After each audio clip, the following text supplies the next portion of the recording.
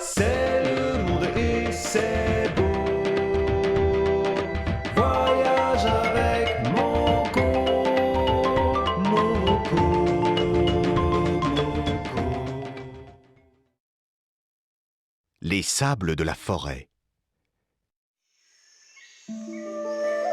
Les premières lueurs de l'aube apparaissaient.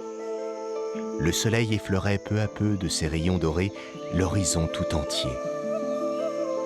Moko et Mélie partaient en forêt pour y cueillir des plantes rares.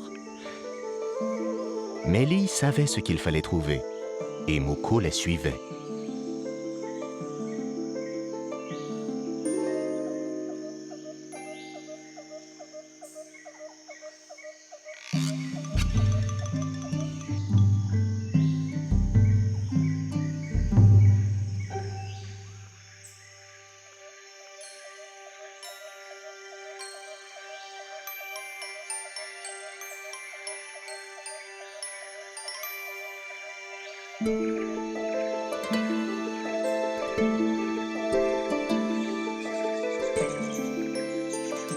C'est avec ces plantes que les anciens font un tas de choses.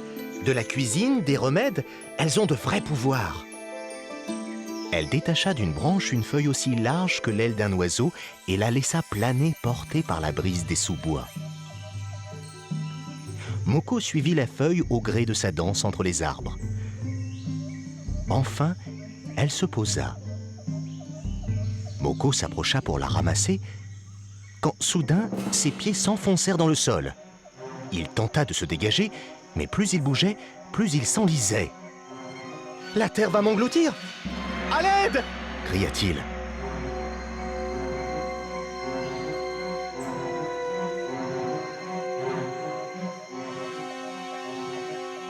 Une voix retentit alors.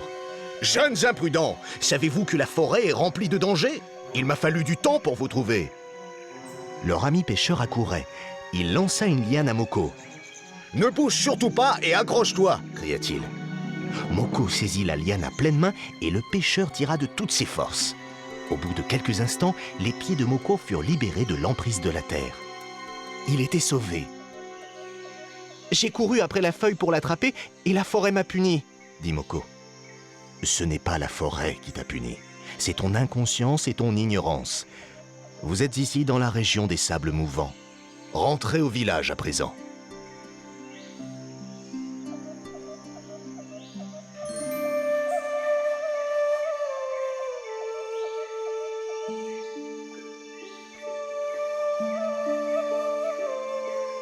Ils retournèrent près des plages pour atteindre le village. Moko pensait plutôt que la forêt, jalouse et possessive, voulait garder chaque feuille et chaque plante pour elle seule. Heureusement que la brise bienveillante l'avait protégée en portant sa voix jusqu'à son ami le pêcheur.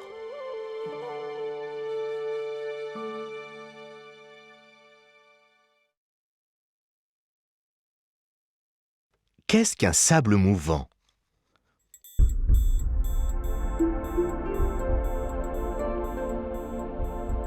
Dans la nature, il existe des zones où le sol n'est pas solide. Il s'agit de sols composés de sable qui se trouvent dans des régions humides, souvent près de la mer. Un courant d'eau, souvent salé, venant du sous-sol remonte dans le sable et sépare les grains. Comme l'eau circule tout le temps, les grains de sable ne peuvent pas se recoller. Le sol devient alors mou comme une épaisse pâte à crêpes. C'est le sable mouvant.